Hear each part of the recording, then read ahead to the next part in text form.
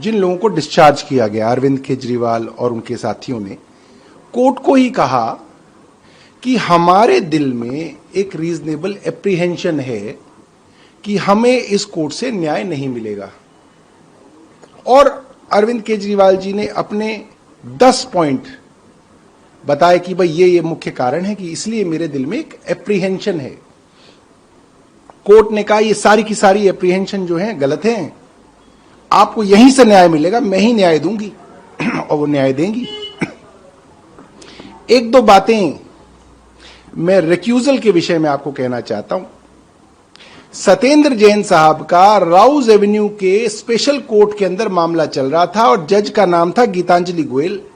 मामला सितंबर 2022 का था और जज साहिबा ने ईडी से कुछ सख्त सवाल पूछने शुरू किए कि भाई क्राइम क्या है, इसमें मामला क्या बनता है। और ईडी ये बात भांप गई कि यहां पे गड़बड़ हो सकती है।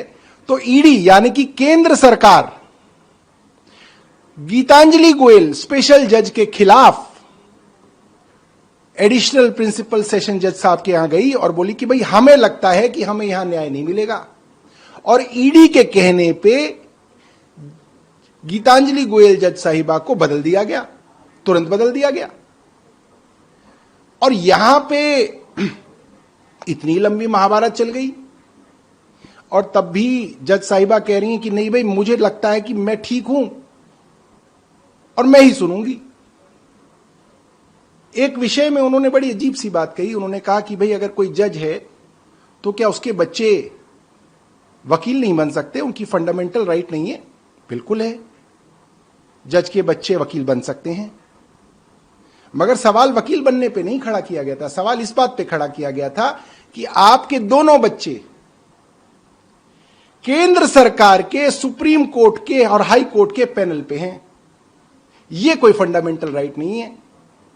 केंद्र सरकार कोई एंट्रेंस एग्जाम तो लेती नहीं है कि आपको पैनल पे रखा जाएगा, आपने एंट्रेंस दिया आप हो गए। ये तो जाहिर सी बात है, एक डिस्क्रिशन होता है। केंद्र सरकार का एक डिस्क्रिशन है कि इसको ले लिया, इसको नहीं लिया।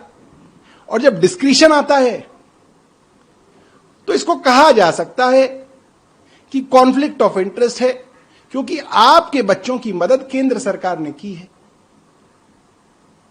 मगर जज साहिबा ने उसको वकील बनने से जोड़ दिया। मुझे नहीं समझ में आया कि वकील बनने की बात नहीं है। वकील बनिए, जो चाहे जो बनना चाहे बनिए, मगर जब आप सुप्रीम कोर्ट के ही केंद्र सरकार के पैनल पे हैं तो एक रीजनेबल एप्रीहेंशन जो है दिल में उठता है। और रिक्यूजल बड़ी साधारण सी चीज है। मैंने आपको बताया ईडी ने इसी तरीके से जज साहिबा को बदलवा दिया था। यहां पे जज साहिबा कह रही हैं कि नहीं, आपके मन में जो भी आपकी शंकाएं हैं वो गलत हैं। देखिए, मैं ये भी कहना चाहता हूं कि शंकाएं तो पार्टी के मन की हैं और उसने 10 कारण बता दिए कि मेरे मन में शंका इन कारणों से है। जज साहिबा कह रही है नहीं, तुम्हारी शंका गलत है, मैं ही सुनूंगी, मैं ही न्याय दूंगी। तो भाई अगर ऐसा है तो ठीक है।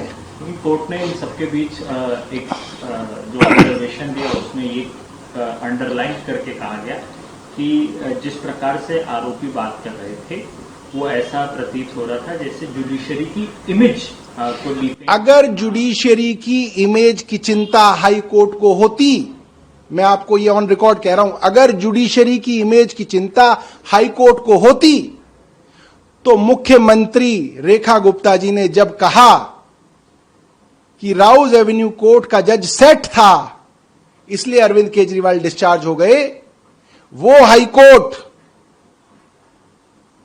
रेखा गुप्ता जी के ऊपर कंटेम्प्ट चलाता।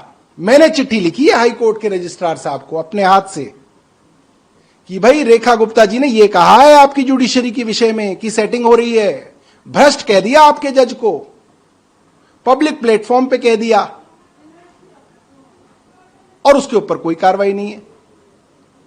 अगर आपको एनसीईआरटी के अंदर एक आर्टिकल लिख दिया जाता है और उसके अंदर जुडिशरी के भ्रष्टाचार के विषय में कुछ कहा जाता है तो सुप्रीम कोर्ट आग बबूला हो जाता है। आर्टिकल लिखने वालों को कहा जाता है कि इनको कोई सरकार जो है कभी काम नहीं देगी। ठीक है, ये सुप्रीम कोर्ट कर सकता है, मगर जहां पे एक सिटिंग कॉन्स्टिट्यूशनल पोस्ट पे मुख्यमंत्री कह रही है कि इन्होंने सेटिंग कर ली है, वहां पे वो सुप्रीम कोर्ट अगर चुप रहता है तो सुप्रीम कोर्ट और हाई कोर्ट और पूरे इंस्टीट्यूशंस के ऊपर बड़े सवाल जो है खड़े होते हैं।